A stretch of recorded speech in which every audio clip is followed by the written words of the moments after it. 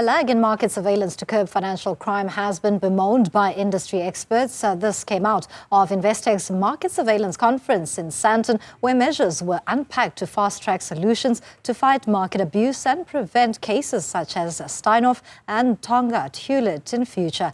Business reporter Ntokozo Khumalo was there and caught up with the Absa's head of market abuse.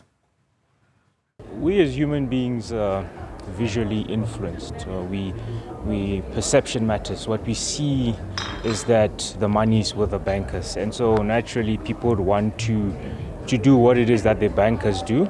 But now the fear is information asymmetry.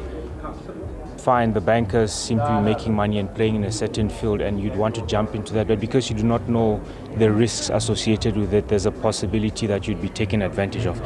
And this is something that certain predatory individuals or unscrupulous individuals may be, taking advantage of, not communicating the risks, not telling people that in as much as there's an opportunity to make money, there's also an opportunity to make losses.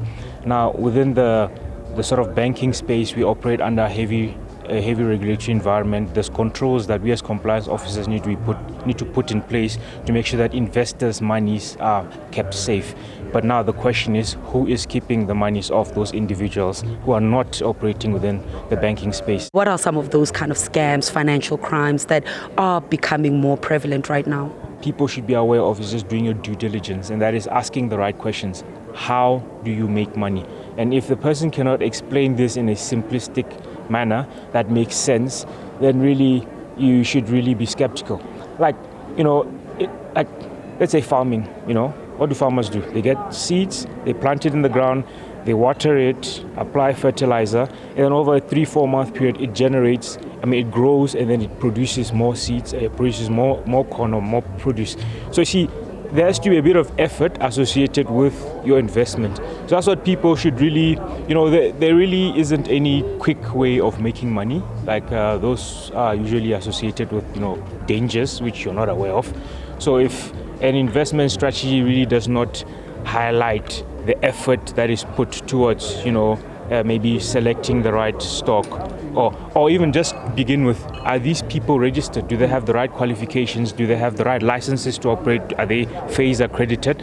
No, those sort of simple questions. If people ask those questions, then maybe they might be, better able to, filter out the negative from the positive.